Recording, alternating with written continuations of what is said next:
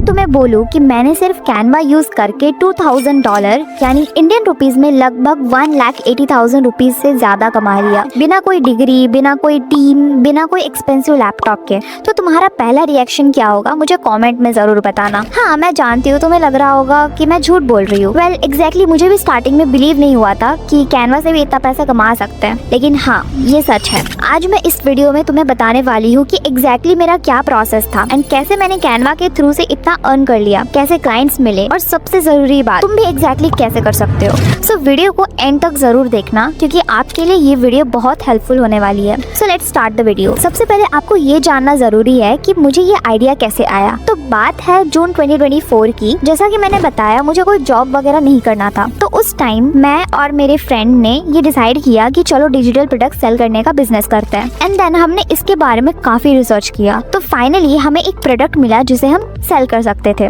तो इसके लिए हमने काम स्टार्ट किया। लाइक वो फेसबुक में मेटा एड्स रन करता था एंड मैं एड्स के लिए डिजाइन रेडी करती थी कैनवा में। अब जब काम स्टार्ट होता है तो हर किसी को एक एक्साइटमेंट होता है कि खुद से हमने कुछ चालू किया है करने, तो वैसे ही फील हो रहा था। अब हम डेली 400 रुपीज लगा रहे थे मेटा एड्स के लिए। हाँ जानती हूँ बहुत कम है, बट क्या ही कर सकते हैं, हम ठहरे गरीब।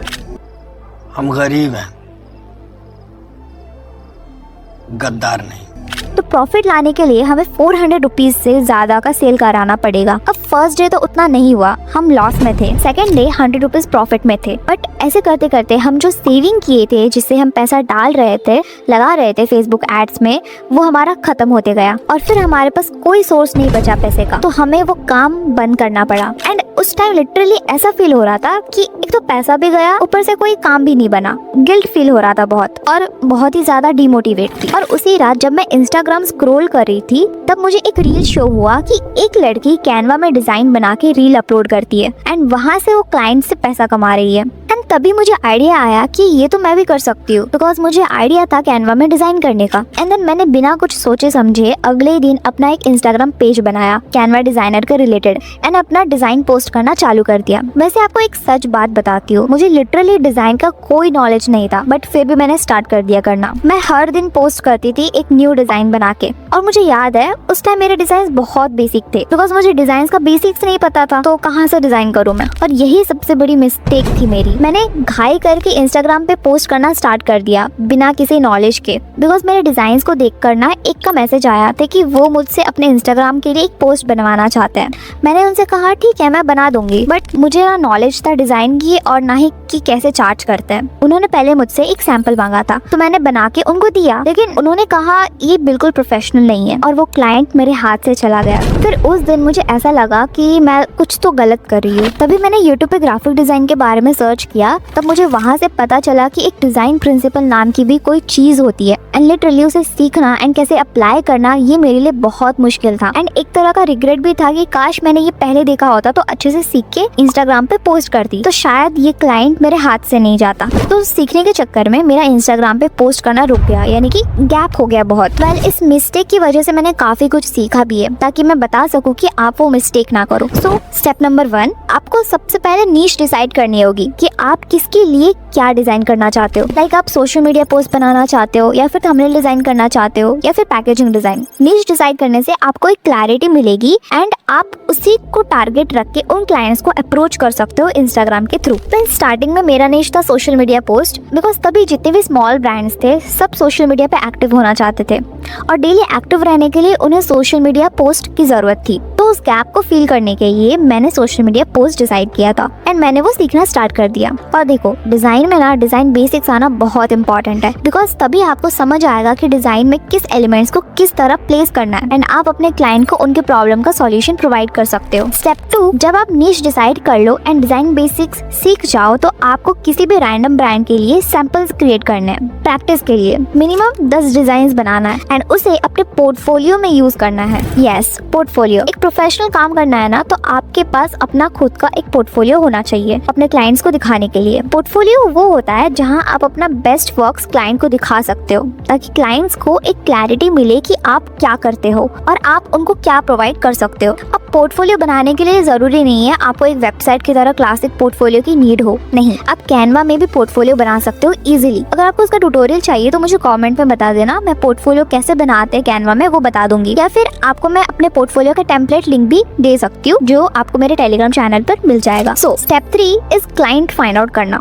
और यही बहुत क्रूशियल स्टेप है जिससे मैंने एक्चुअल में पैसा कमाना स्टार्ट किया। अब देखो, भले ही मुझे लेट पता चला कि डिजाइन बेसिक्स पता होना चाहिए या पोर्टफोलियो बनाना चाहिए, बट एक चीज दिमाग में क्लियर थी कि अगर मैं इंस्टाग्राम पे रेगुलरली अपने डिजाइन शोकेस करूंगी तो मुझे क्लाइंट्स जरूर मिलेंगे, और यही हुआ। मैंने 2 मंथ्स रेगुलरली डिजाइन बना के पोस्ट करना स्टार्ट किया। यस, 2 महीने लगातार कंटेंट डाला। मैंने क्लाइंट एंड जो कैनवा सीखने वाले लोग हैं उन दोनों को टारगेट रख के कंटेंट डाला। अब मैं सिर्फ क्लाइंट के लिए कर सकती थी, बट दोनों को क्यों टारगेट किया ये आपको आगे समझ जाएगा। एंड देन 2 महीने बाद फाइनली मेरे फॉलोअर्स 20K हो गए थे एंड मुझे मेरा फर्स्ट क्लाइंट मिला था। एंड यस, अभी मैं एकदम प्रिपेयर थी कि कोई भी क्लाइंट्स ले सकूं, बट एक प्रॉब्लम यहाँ पे भी थी कि ये मेरा फर्स्ट क्लाइंट था और मुझे कोई आइडिया नहीं था कि मुझे क्लाइंट से कितना चार्ज करना चाहिए, बट इसका भी सॉल्यूशन मैंने फाइंड आउट कर लिया। अब ये तो सबको ही पता है, हमारा असली दोस्त ChatGPT होता है। तो मैं गई ChatGPT पे एंड उसको मैंने सब बताया, मेरे एक्सपीरियंस के बारे में, मेरे ग्रोथ के बारे में। एंड ChatGPT के अकॉर्डिंग उसने कहा तुम्हें 300 पर पोस्ट चार्ज करना चाहिए। अब उसने तो कहा 300, बट एक चीज जो आपको हमेशा करनी चाहिए क्लाइंट के साथ, जब भी आप एक वैल्यू पे स्टिक हो तो आप क्लाइंट को थोड़ा ज्यादा अमाउंट बोलो। फॉर एग्जाम्पल, यहाँ पे मैं 300 पे स्टिक थी, ये मेरी वैल्यू थी, लेकिन मैं क्लाइंट को बोलूंगी 500। अभी इसीलिए जब भी मैंने क्लाइंट को बोला 500 तो उन्होंने चार्जेस कम करने बोला, एज यू नो इंडियंस। सो वही अगर आप अपनी वैल्यू बताते जो 300 है, देन वो फिर भी बोलते कि कम करो तो